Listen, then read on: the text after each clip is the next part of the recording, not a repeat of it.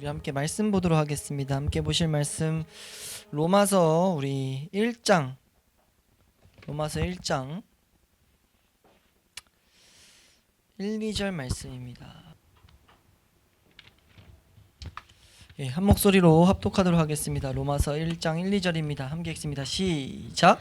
예수 그리스도의 종 바울은 사도로 부르심을 받아 하나님의 복음을 위하여 택정함을 입었으니 이 복음은 하나님이 선지자들을 통하여 그의 아들에 관하여 성경에 미리 약속하신 것이라. 아멘. 예, 이제 기독교 강요 2권 10장입니다. 10장까지 왔습니다. 10장 오늘은 1절에서 6절 구약과 신약은 근본적으로 동일하다라는 내용을 우리가 살펴보도록 하겠습니다. 계속 말씀드리지만 지금 이 맥락은 지금 하나님의 율법, 하나님이 하나님의 백성들에게 주신 율법을 잘 사용하게 하기 위함의 맥락이다 라고 이해하시는 게 좀 중요합니다. 왜 이렇게까지 구약과 신약의 유사점을 말하느냐라고 했을 때는 오류들이 있었기 때문이에요. 결국 율법을 공격하게 되는, 율법을 우리가 온전히 붙들지 못하게 되는 그런 공격점이 구약의 권위를 낮춰버리면 되거든요. 예, 구약의 권위를 낮추는 일이 그리고 심각했던 거죠. 그러니까 단순히 구약에 대해서 적용을 어떻게 하느냐 이게 아니라 구약의 권위가 낮아지면 낮아질수록 율법을 공격할 틈이 생겨요. 그런 것들을 알았던 지금 칼빈은 지금 이거에 대한 오류들, 이거 자체가 오류였기 때문에 또 그 오류들을 계속해서 논박합니다. 그래서 지금 이 10장에서 나오는 1절에서 6절도 사실은 이 텍스트에서 계속 나오지만 지금 여기 526페이지 맨 아래에서 나오죠. 아래 문단에 저 사악한 세르베투스와 제세르파에 속한 일부 미친 자들이라고 표현하면서 이런 사람들이 오류를 갖고 있었던 것, 그것이 그리고 실제 이 당시에 좀만 찾아봐도 칼빈 시대에 좀 교회 안에서 막 주류는 아닌데 비주류지만 많이 가르쳐졌던 내용들이에요. 이 비극들이. 그래서 그것들을 가만둘 수만 없어서, 왜냐하면 적은 누룩이 온 덩이에 퍼지기 때문에 교회의 이 오류가 얼마나 심각한지를 알았던 바울. 성경을 연구하면 오류가 얼마나 위험한지를 경계 안 할 수가 없어요. 우리가 계속 지금 보는 것처럼 공동서신에서도 너무 경계를 시키고 있고, 우리에게 주신 은혜의 수단들을 지키기 위해서 보호하고 지키라고 하죠. 은혜가 계속 작용될 수 있도록. 그러기 위해서는 오류가 있으면 안 됩니다. 근데 오류를 계속 방치하게 만드는 건 마귀 작품이에요. 그래서 우리가 이런 것들을 보면서 얼마나 철저히 오류와 싸웠는지 이걸 기본적으로 계속 배울 필요가 있습니다. 그래서 우리 믿음의 선배들은 오류와 정말 철저히 싸웠다라는 것들을 우리가 좀 생각하면서 오늘 텍스트를 좀 보게 되면요, 문제 제기를 먼저 하죠. 문제 제기를 하는데 뭘 말하냐면은 지금 구약과 핵심은 이겁니다. 구약과 신약은 동일한데 구약의 권위를 자꾸 낮추려는 사람들이 있었다는 거예요. 그 내용 중에 핵심은 구약에 있는 성도들은 예수 그리스도 몰랐지 않냐, 우리 복음 너무 위대하지 않냐. 그러니까 이게 무서운 점이 복음 강조하고 예수님 강조하고 다 강조하니까 틀려 보이지 않아요. 그러면 다 받아들일 수 있지 않아? 라고 하는데 그들이 구약에 대해서 조금 잘못 말하는 것들을 우리가 받아들이는 건 안 된다는 거죠. 그러니까 뭔가 오류를 납둔 상태에서 좀 뭐가 하나 맞으니까 연합될 수 있다? 이것만큼 위험한 사상이, 잘못된 내용이 없다는 걸 우리는 좀 알아야 됩니다. 이게 실제적으로는 너무 위협으로 다가왔죠. WCC라든지 하나의 중요한 공통점이 있으면 다 나머지는 덮어주자 이렇게 하는 건데, 믿음의 선배들은 안 그랬다는 거예요. 그래서 지금 이들이 강조한 건 특히 여기서 제세파 같은 경우는요, 극도로 어떻게 보면 어느 시선에서는 저도 보다 보니까 청교도들보다 더 성경을 강조해요. 성경만을 강조하다 보니까, 복음만을 강조하다 보니까, 근데 이거를 좀 자의로, 우리가 아까 오전에도 봤던 아는 일에 성령의 도움이 아니라 그냥 아는 일을 아는 일로 열심히 갔다 보니까 이런 오류에 빠져버렸어요. 어떤 오류에 빠졌냐면은 구약에는 예수님 없었잖아. 그러니까 그림자 정도가 아니라 좀 낮은 계시야. 그러니까 일부는 그걸 아예 이렇기도 하고, 근데 낮은 계시들이 그런 사람들끼리 많이 통했거든요. 왜냐하면 주류는 그 당시 종교개혁 당시 하나님의 막 역사가 있었기 때문에 주류는 개혁주의, 성경만으로 가는 사람들이었기 때문에 비주류를 보통 속했지만 비주류끼리서 막 연합합니다. 뒤에 보면 마니교도가 나오는데 마니교도는 아예 다른 교거든요. 근데 마니교는 아예 구약을 부인해요. 구약에 있는 하나님을요 다른 신이라고 말해요. 그러니까 거짓신. 구약에 나온 하나님들은 거짓신이고 신약에 있는 하나님은 우리가 알아야 될 하나님이다. 이렇게 가르치는 말도 안 되는 인도에서 나온 마니교라고 만든 잘못된 교인데, 거기끼리 연합을 합니다. 어느 정도 일치를 막 해요. 제세르파는 성경만을 강조한다면서 여기서 실제 막 이렇게 아니라 어느 정도, 특히 세르베투스는 막 같이 이렇게 움직입니다. 근데 이 세르베투스도 구약의 권위에 있어서 이제 하는데 왜 그러냐? 예수님 없으니까 하는데 바울 그렇지 않다는 거죠. 그러면서 말하는 게 그래서 첫 번째 문단에 아니다. 창세 이후에 그의 특별한 백성으로 취하신 모든 사람들은 지금 신약의 우리와 동일한 조건이고 동일한 교리를 가졌고 조건이라는 건 율법이라고도 번역됩니다. 동일한 율법을 가졌고 동일한 도리 이건 교리로 번역되더라고요. 다른 책에 보니까. 그리고 거기서 또 뭐 있어요? 언약 관계 속에서 맺어졌고 이걸 확실히 해둬야 된다. 그러므로 나는 옛날 족장들이 물론 우리와 동일하게 동일한 중보자의 은혜로 그리고 동일한 기업, 동일한 소망을 가지고 동일한 구원을 소망했다라는 거. 다 동일하다는 거죠. 동일한 맥락의 신앙을 가지고 있다라는 것을 우리는 분명히 알 수 있다라는 것. 그 핵심이 뭡니까? 오늘 구절에 오늘 본문에 만약 구약에서 추구했던 것들이 예수 그리스도가 아니면은 로마서 1장 2절에서 자기가 받은 복음이 어디서부터 이어졌다고 그러죠? 1장 2절 말씀 다시 한번 읽어보실까요? 1장 2절 말씀. 지금 구약에서 예수 그리스도를 몰랐다. 이게 예수 그리스도에 대한 것들이 아무것도 무지했다라는 것들은 있을 수 없다는 이게 중요 구절 중에 하나인데 1장 2절입니다. 시작. 이 복음은 하나님이 선지자들을 통하여 그의 아들에 관하여 성경에 미리 약속하신 것이라. 보세요. 지금 하나님의 아들에 대해서 뭐라고 말하고 있습니까? 성경에 미리 약속했다는 거죠. 약속은 뭐예요? 구약에서 약속은 다 소망으로 품어야 되는 겁니다. 예수 그리스도에 대한 분명한 소망이 있었다는 거죠. 구약 성도들도. 이게 우리가 받은 복음은 이렇게 이어졌다라고 하고 있는 명백한 가르침이 있는데 우리가 구약에서 성도들이 예수 그리스도에 대한 아무런 이런 연관이 없다라는 것들은 잘못됐다라는 걸 알아야 되는 거죠. 그래서 첫 번째 문단 네 번째 줄부터 보시면 그러나 구약과 신약 사이에 우리 오른쪽입니다. 밑에서 네 번째 줄 정도. 그러나 구약과 신약 사이의 차이에 대해서 시작.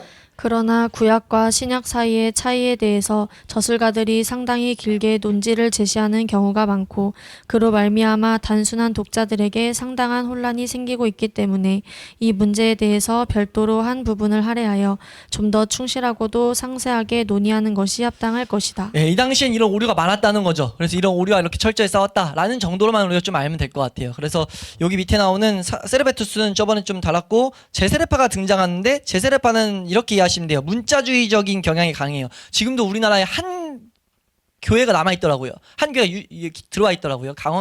강원도 쪽에 있는데 여기는 문자주의적으로 해석해가지고 특히 산상수훈에 원수차 사랑하라 해가지고 뭐라 하냐면 무저항주의 이런 것들이 나와요.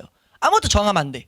그러니까 완전히 교회는 세례받은 사람들은 성도가 되는데 구원관이 좀 더 이제 청교도 구원관에서 좀 더 잘못 왜곡되죠. 그래서 세례받은 자들만 구원인데 그건 반드시 행위가 나타나야 돼. 그러니까 은혜로서 행위 설명 안 하고 구원 받았어? 그러면 행위를 반드시 해내야 돼. 그래가지고 특별히 어느 정도로요? 신약 성경에 적혀 있는 율법, 구약 율법은 무시하고 구약 율법 아니고 신약 성경에 있는 율법, 예수님이 말했던 율법. 그래서 특별히 산상순에서 말했던 율법들. 그 원수차 사랑하라 해서 완전 무저항주의로 갑니다. 저항하면 안 되고 또 말하는 게 맹세도 못하게 하고 폭력 거부하고 극단적인 청빈을 막 실현하고 근데 이게 또 이게 그 제세례파 안에서도 막 나눠지기 때문에 이런 틀이 애매해져 버리다 보니까 가지각색의 모습이 좀 많이 나타났어요. 그래서 이런 교리임에도 불구하고 사회주의, 그러니까 이 제세례파에서 사회주의가 나옵니다. 사회주의를 따르는 자들이 나와요. 그래서 극단적으로 스위스인가요 어디인가는 제세례파에서 주도해가지고 그 사회주의 운동이 막 한번 이렇게 폭력 운동이 한번 일어나요. 네, 이렇게 하는데 아무튼 오류의 열매들을 막 낳은 공동체라고 우리 알면 됩니다. 그런 집단인데 거기선 이렇게 말한다는 거예요. 오른쪽 넘어가 보시면은 이스라엘 백성들을 뭐라고 취급해요? 돼지떼요. 왜 돼지떼라고 말하냐면은 이 세상을 위해서 살았다는 거죠. 우리처럼 하나님의 나라 소망 안 했다는 거예요. 하나님이 주실 이 세상의 상급들만 바랬다는 거죠. 성경 어디도 그렇게 참된 신자들이 그렇게 살았다는 것을 말하고 있지 않은데 그냥 모습이 그렇다고 지금 그렇게 진단하면서 말하고 있으니까 이거 말도 안 된다라고 말하는 게 지금 이 10장에서 여는 말입니다. 그래서 이 527페이지 위에서 세 번째 줄 오른쪽 경건한 자들의 내리에 우리 지금 이렇게 지금 이런 글을 가르친 이유를 여기서 핵심을 좀 말합니다. 이 챕터의 핵심 함께 읽습니다. 시작. 경건한 자들의 뇌리에 이런 사악한 오류가 끼어들지 않도록 막고 또한 동시에 구약과 신약의 차이에 대한 언급이 있을 때마다 늘상 생겨나게 마련인 모든 난제들을 해결하기 위하여 여기서 잠시 그리스도의 강림 이전에 여호와께서 이스라엘 백성들과 맺으셨던 언약과 또한 그리스도께서 오신 이후에 우리와 지금 맺고 계신 언약 사이의 유사점과 차이점을 살펴보기로 하자. 이래서 이제 이 내용들이 진행되는 거여서 결국 우리가 이걸 보면서 계속 기억해야 기억해야 될 핵심은 우리가 오리와 싸우는 것이 너무 중요하다는 걸 계속 기억해야 되고 교묘하게 들어온다는 것을 좀 기억해야 돼요. 그래서 이건 구약과의 싸움이기 때문에 우리가 막 와닿지 않을 수는 있는데 그냥 우리가 그래서 쭉쭉 다루면서 지나가겠습니다. 그래서 이번 챕터 2절에서는 뭘 말하냐면은 세 가지 요점을 말하죠. 그래서 위에서 세 번째 줄에 이 언약들은 시행의 양상만 다를 뿐 실제로 하나다. 그러니까 구약에 말하는 것을 계속 행위 언약이라고 인식하는 경우가 많거든요. 근데 구약에 말하는 율법을 주신 거는 행위 언약은 말했을 때 아시죠? 행위를 지켜가지고 은혜를 주신다. 근데 우리는 은혜 언약이잖아요. 칭의 예수 그리스도의 복음으로 은혜를 주신다. 그래서 구약과 신약이 다르다는 거예요. 근데 아니라는 거죠. 구약에 있는 이스라엘 백성도 율법을 가지고 있었지만 은혜 언약이라고 우리는 이해해야 돼요. 이걸 이제 우리가 설명하는 게 이제 언약 신학에서 이걸 좀 잘 설명하는데, 근데 지금 그러니까 이걸 칼빈도 시행의 양상, 모양이 다를 뿐, 좀 이제 그 하나님의 경륜이 좀 다를 뿐, 실제로는 하나 동일한 것을 우리는 알아야 된다. 그래서 이스라엘 백성의 그 기준을 좀 알아야 되는데 세 가지의 요점을 말하죠. 그래서 두 번째 문단에 첫 번째는 뭐예요? 이스라엘 백성은 육신적인 번영과 행복이 이스라엘 백성의 목적은 아니었다. 하나님이 주실 하나님의 그 영광이지, 하나님의 그 선물이지, 이 세상에서의 번영을 바라는 것들이 유대인들이 사모해야 될 목적 아니었다라는 거. 그리고 그들이 둘째로 여호와와 결속시켜준 그 언약은 그들의 자신의 행위의 공로가 아니라 오직 그들을 부르신 하나님의 긍휼하심을 통해서 뒷받침되었다라는 것. 이 부분에 대해서는 다시 한번 말한다고 말하는데 3권에서 좀 달라지는 것 같더라고요. 3권 15장에서 18장이 달라지는데 이건 사실 이거 언약신학을 저도 감사하게 공부하다 보니까 언약신학에서 강조점을 주는 게 출애굽이 있은 뒤에 언약 줬다는 거죠. 출애굽은 뭡니까? 하나님의 강권적인 은혜예요. 강권적인 은혜로서 부르심을 받은 자들에게 행위의 지침을 준 거죠. 그래서 이거는 은혜 영역의 이제 내용을 살펴보면 은혜 영역이지 긍휼히 여김으로써 이제 이 진행된 거지 너 이거 지켜야 내 백성 될 거야? 라는 것들로만 맺어진 게 아니라는 거예요. 구약을 출애굽기를 이해할 때 이제 그래서 절대 그걸 오해하면 안 된다. 이렇게 말하는 이유가 뭐예요? 지금 구약을 무시한 자들은 율법 지켜야만이 하나님 백성이었잖아. 이건 행위 언약이야. 우리는 더 위대한 은혜 언약이야. 그래서 굽을 막 지어버렸다는 거죠. 근데 이게 사실 큰 맥락에서 왜 우리에게 중요하냐면 율법에 대한 결국은 그 적용점을 방해하기 때문이에요. 율법을 피해가려는 우리의 본성이 이런 것들의 가르침을 들어버리면 율법 진짜 강조하는 거 잘못된 거야 라고 가버릴 수 있기 때문에 실제 칼빈이 그런 공격을 많이 받았고 그래서 이런 지금 그 논박을 하고 있는 겁니다. 그래서 3절에 이걸 좀 강조해서 구약의 관심도 내세 생명에 있었다라는 걸 말하고 있다는 거예요. 구약도 분명히 그래서 이게 전적인 설명들이 어떻게 됩니까? 성경을 인용해서 계속 가르친다는 거죠. 우리 528페이지 첫 번째 문단 밑에서 다섯 번째 줄 오른쪽 보면 복음은 분명 사람들의 마음을 여기서 찾으셨어요? 여기 한번 읽어보겠습니다. 시작. 복음은 분명 사람들의 마음을 현세에서 즐거움을 찾는 데에만 가두어 두지 않고 그 마음을 높이 들어올려서 불멸의 생명을 소망하는 데에 이르게 하는 것이다. 이 땅의 쾌락거리들에 메어두지 않고 하늘에 있는 소망을 선언함으로써 말하자면 그들을 그리로 옮겨가게 해주는 것이다. 네, 복음이 이렇죠. 우리 밑에 그 문단도 4줄까지만 읽어보겠습니다. 말씀 시작. 바울은 다른 곳에서 그 점을 이렇게 표현하고 있다.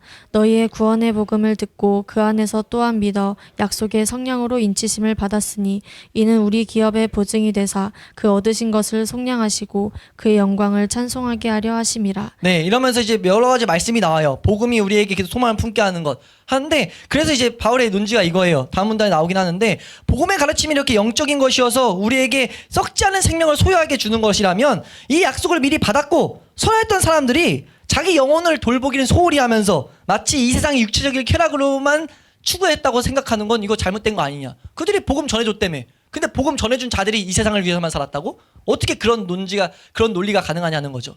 복음이 그렇게 아무 능력이 없냐는 거예요. 그런 식으로 말하면서 구약과 신약을 다르게 보는 건 너희 지금 잘못하고 있는 거다라고 가르치고 있죠. 그래서 529페이지 위에서 보면은 복음에 관한 약속이 율법과 선지자들에게는 임봉됐고 지금 이렇게 주장했다는 거예요. 그 율법과 선지자를 전해준 사람에게도 봉해져 있었고 신약에 우리 예수님 오셨으니까 짠 하고 우리에게만 주어졌다. 아니라는 거죠. 그렇게 보는 건 성경 어떻게 보기에 성경을 그렇게 보냐라고 지금 이제 이런 식으로 얘기를 하고 있습니다. 우린 너무 이해되죠? 어떻게 보길래 성경을 이렇게 봤냐라고 하는데 그들의 교리를 짜자가 보면 결국은 자기가 만든 예수님이에요. 그런 문제와 부딪히는데 어찌됐든 그런 오류가 이 당시엔 좀 심했습니다. 그래서 우리가 이렇게까지 싸웠다, 이렇게까지 성경으로 잘 설명을 했다라는 것 이해하면서 4절 좀 가보시면요, 구약의 근거가 하나님의 은혜였다라는 것, 그리고 방금 말했던 내용들을 계속해서 강조했습니다. 그래서 우리 첫 번째, 두 번째 줄만 한번 읽어볼게요. 4절에 첫 번째, 두 번째 줄 시작. 똑같은 이유로 우리는 구약이 하나님의 값없으신 긍휼하심에 근거하여 세워졌고 또한 그리스도의 중보로 말미암아 확증되었다는 결론에 이르게 된다. 네, 그러니까 지금 이걸 우리가 강조해야 되는 이유는 뭐냐면요, 세르베투스와 제세레파는 이걸 거부했기 때문이에요. 세르베투스와 제세레파는 실제로 언약 신학을 거부합니다. 하나님께서 우리가 왜 언약하셨다, 이 신학을 거부해요. 거부해서 우리 복음만이 예수 그리스도 복음만을 막 강조하다 보니까 우리에게 주신 이 우월성 같은 것들을 막 강조하는 모습이 나옵니다. 이거는 하나님의 경륜과 하나님의 언약, 하나님의 전능을 어떻게 보면 모르고 무지함에서 나온 모습이죠. 하나님이 전능하신데 어떻게 구약에는 미흡해가지고 신약에 와서만 약간 좀 이제 하나님에 대해서 무지함에서 나온 모습인데, 보고 싶은 대로만 보는 모습인데, 말로는 오직 성경만이라고 말하지만 성경을 이제 자기 맛대로 이제 좀 해석하는 경향이 너무 강합니다. 그래서 우리가 알아야 될 것은 529페이지 아래에서 이 말씀 하나만 읽으시면 밑에서 네 번째 줄 예수 그리스도는, 이 부분 한번 읽어보시면 시작. 예수 그리스도는 어제나 오늘이나 영원토록 동일하시니라. 바울은 거기서 그저 그리스도의 영원하신 신성에 대해서만 말하는 것이 아니라 그의 능력에 대해서, 신자들에게 영원토록 베풀어지는 능력에 대해서 말하는 것이다. 사도들은 이렇게 가르쳤다는 거죠. 우리 사도들의 가르침을 따라야 되는데 사도들이 이렇게 말했는데 왜 니들 맘대로 해석해? 이런 것들의 지금 가르침을 주기 위해서 이렇게 말씀을 통해서 지금 논박하고 있는 거예요. 네, 그래서 이 마지막 결론도 구약은 언제나 그리스도와 영생을 그 목표로 삼았다고 말하지 않을 수가 없다라고 말하고 있습니다. 네, 그래서 5절도 넘어가면 이 맥락이 계속 유지됐는데, 언약의 표정이 유사하다라고 하는 건 구약의 성례들이, 이 다른 번역에는 이 내용을 핵심을 이렇게 요약해놨어요. 구약의 성례들은 그리스도를 의미로써 제시함, 그리스도를 제시하고 있다. 이 성례들이 그것을 이제 가르치고 있어요. 왜냐하면 이 신약이 위대하다고 말하는 그 주장하는 사람들 중에 뭘 말하냐면 세례 때문에 그래요. 우리 예수님 때문에 세례 받지 않았냐, 이걸 통해서 구약인 사람들 세례 못 받았잖아, 이런 식으로 말해서 이제 여기서 많이 강조되는 게 구약인 사람들도 세례 받았다라고 말하는 고린도전서 10장이 나오죠. 고린도전서 10장에 사도 바울이 말하잖아요. 홍해를 건넌 게 다 세례를 받은 거다라는 그 영적인 의미의 세례를 말하는데, 이제 그거를 오를 가진 자들이 주장하는 게 그들과 우리는 다르기 때문에, 지금 여기 530페이지 첫 번째 문단 마지막 두 줄 보시면은 이렇게 말해요. 그들이 당한 하나님의 징벌을 우리는 당하지 않고 면제받을 무슨 특권이 있는 것처럼 주장해요. 왜 이러냐면 우리는 예수 그리스도 안에서 칭의받았기 때문에, 우리 의롭다는 받았기 때문에. 그래서 여기서 나온 게, 여기는 이제 방종주의가 좀 나옵니다. 이 방종주의의 가르침이거든요. 제세례파 가르침은 아니에요. 방종주의라고 실제 칼빈 시대에 도덕론 폐기론이라고 하는 그거랑 비슷하다고 보시면 돼요. 그래서 방종주의자들이 칼빈을 이렇게 공격하는데, 공격의 대상으로서 뭐 했냐면, 우린 세례받았잖아, 우리는 하나님 앞에 예수님의 칭의를 받은 거라고. 구약인 사람들은 그래서 뭐 했어? 하나님의 징계받았잖아, 우린 이런 징계 안 받는 거야 라고 막 이제 가르치면서 방종주의로 가버리죠. 그래서 이것도 지금 말이 안 되는 것을 이제 성경을 어떻게 이렇게 해석하냐라는 것들을 이제 말을 하는데, 이건 좀 읽어보시면 다 이해가 되실 거라고 생각이 들어요. 오를 가진 사람들의 주장이 이제 이 다음 문단에 쭉 나오는 거거든요. 예, 두 번째 문단 세 번째 줄 보시면, 가령 너희가 세례로 말미암아 인치심을 받았고 또한 날마다 성찬에 참여하고 있어서 훌륭한 약속을 부여하고 있다고 해서 그 때문에 너희가 위험에서 벗어나 있다고 믿으면서도 한편에 하나님의 선하심을 멸시하고 방자하게 행하고 있다고 생각해보라. 지금 이들이, 그런 오류를 가진 자들이 이 시대에 말을 하고 있는데, 이건 지금 잘못됐다는 것을 이 마지막에 설명합니다. 그냥 읽겠습니다. 다섯 번째 줄, 여섯 번째 줄 오른쪽부터. 바울은 여기서 그리스도인들이 시작. 바울은 여기서 그리스도인들이 자기들이 세례의 특권을 누림으로써 유대인들보다 우월하다는 식의 생각을 하지 못하도록 막고자 하는 의도로 그런 말을 하기 때문이다. 뿐만 아니라 그 다음에 이어지는 모두가 같은 신령한 음식을 먹으며 모두가 같은 신령한 음료를 마셨으니 라는 진술도 그 사람들의 트집거리가 될 수 없다. 이것을 바울은 그리스도를 지칭하는 것으로 해석하기 때문이다. 네, 그러니까 이런 식으로 성경을 가지고 계속해서 논박해 갑니다. 6절도 사실은 그 내용이에요. 그래서 이제 결국은 신약이 위대하다는 식의 주장 중에 뭐가 있었냐면은 요한복음 6장 49절과 54절에 있는 비교를 통해 가지고 49절에 보면은 너희 조상들은 광야에서 만나를 먹었어도 죽었거니와 라는 게 있고 54절에는 내 살을 먹고 내 피를 마시는 자는 영생을 가졌고 라고 해서 구약에 있는 사람들은 하나님의 선물이지만 만나를 먹어서 죽었는데 우리는 예수 그리스도의 생명을 먹으니까 영생을 가졌으니까 우린 달라 라고 이제 말하는 사람들이 있었다는 거죠. 이것도 사실 너무 웃긴 게 이제 이런 이단들이 좀 많았는데 파생된 게 뭐 한두 사람이 이걸 주장한 게 아니고 이 두 가지를 이렇게 구약을 낮춘 사람들은 이런 구절들을 막 찾아서 이렇게 인용한 건데 사실 이것도 예수 그리스도를 말하지만 결국은 하나님 말씀하신 방식대로 보지 않는 것이 얼마나 자기 멋대로 해석을 일으키는지 우리 좀 알 필요가 있는 거죠. 그러니까 사도들과 선지자들의 가르침 안에서 배워야 되는 것이 너무 중요한 이유는 그렇지 않으면 성경을 진짜 가지각색으로 해석할 수 있어요. 특히 신천지, 우리 시대는 신천지잖아요. 신천지가 요한계시록을 얼마나 탁월하게 풀어대요. 그러니까 우리가 오전에 말씀을 이렇게 인용한 것을 알레고리적 해석으로 해서 성경이 성경을 해석하게 하잖아요. 근데 그게 성경을 관통하고 있는 주제로 봐야 되는데 지금 신천지도 알레고리가 그래서 우리나라에서 막 배격을 약간 잠깐 받았었거든요. 알레고리적 해석하면 다 이상하다고. 성경 가지고 구절하는 게 신천지가 맨날 하는 행위여가지고 요한계시록을 해석할 때 비슷한 단어 나오면은 단어 찾아가서 구약에 있는 단어를 그 앞뒤 문맥 다 무시하고 그 구절 안에서 해석을 해버려요. 이게 이렇게 이제 해석을 해버리는 경우가 근데 너무 또 맞아 떨어지니까 이제 거기 다 매혹되고 하는 건데 이 당시에도 지금 그런 식이 있었던 거죠. 자기가 어떤 생각을 가지니까 지금 올바른 길을 모르다 보니까 지금 여기서 수도 없는 지금 말도 안 되는 이런 모습들이 막 발생됐다. 그래서 사실 이 요한복음 6장도 뭐 조금만 제대로 강해를 해도 조금만 말씀을 제대로 봐도 만나가 결국 예수 그리스도라는 걸 말하고 있는데 어떻게 우위를 갖는 주장을 뒷받침하는 본문들을 인용을 할 수가 있어요. 그러니까 성경을 마음대로 해석할 때 얼마나 이렇게 잘못되는 거 같는지 우리는 그냥 이런 싸움을 보면서 와 진짜 오류에 휩싸였을 때는 배는 게 없구나 이런 것들을 좀 보게 되는데 우리 첫 번째 문단에 밑에서 6번째 줄 우리 그러나 그들은 만나를 우리 한번 읽겠습니다. 그러나 그들은 시작. 그러나 그들은 만나를 그저 그 당시 사람들을 괴롭히던 육체적인 굶주림을 해결하는 것 이상 아무것도 아닌 것으로 이해하였다. 그들로서는 바울이 관심을 가졌던 그보다 더 깊은 신비에까지는 전혀 도달하지 못했던 것이다. 그리하여 그리스도께서는 옛날 조상들이 모세에게서 받은 것보다 훨씬 더 큰 은혜를 자신에게서 기대해야 할 것임을 보여주시기 위하여 그렇게 비교하신 것이다. 네, 그러니까 이런 잘못된 오류들이 있었는데 이거에 대한 설명은 밑에 문단 좀만 더 주의 있게 읽어보시면은 정말 탁월하게 이제 바울이 강해합니다. 강해가지고 바울이 아니죠. 바울이 강의한 걸 칼빈이 좀 설명합니다. 그래서 이 밑에 문단 읽으시면은 이 구절에 대해서는 이제 뭐 올바로 이해를 가지셨다 이해도 무방하고요. 이거에 대한 설명을 이제 누구죠? 어거스틴이 설명하는데 어거스틴 시대 때는 마니교도가 4세기 때부터 시작된 아까 말했던 구약을 완전 인정 안 하는 정말 문제인 사람들인데 이 사람들과의 싸움에서 이미 이런 문제도 다루고 있었다라는 것. 그러니까 우리가 이 싸움들을 보면서 생각해야 될 것은 오류들이 얼마나 싸워야 될 내용인지를 먼저 좀 알아야 돼요. 우리가 지금 이렇게 훑고 싸움을 있었던 것을 우리가 직접 이게 사회에 적용이 안 됐기 때문에 그냥 훑고 지나갔지만 오류가 들어오면은 결국은 올바른 길을 공격하기 때문에 오류는 놔두면 안 됩니다. 오류는 잘못된 것들은 구분해내야 돼요. 그리고 구분해낼 수 있는 가장 탁월한 길은요. 올바른 길을 먼저 배우는 거예요. 그래서 앞에서 그 긴 시간을 할애해서 8장에서 율법의 올바른 사용법을 우리가 배웠잖아요. 그걸 통해서 그리고 예수 그리스도께로 인도하는 그 복된 그 소망들, 복된 하나님의 섭리와 경륜들을 배웠잖아요. 그래서 그것들을 지키기를 힘쓸 때 이런 공격들을 방치하면 안 된다는 것도 우린 배워야 된다는 거죠.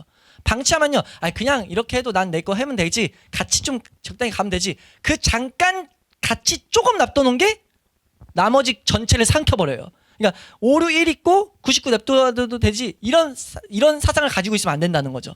있을 수는 있지만 보이면 싸워야 되는 거예요.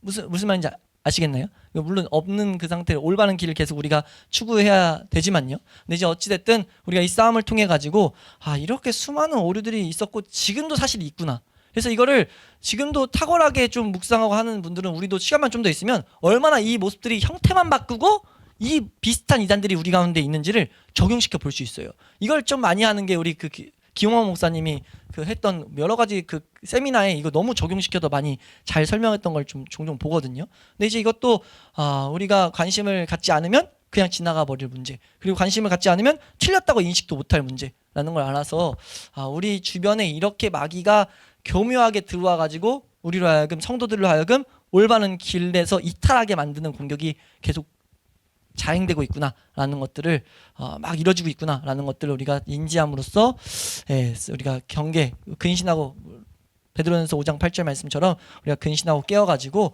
올바른 은혜의 수단에 더욱더 있기를 힘쓰는 우리의 모습 될 수 있기를 소망합니다.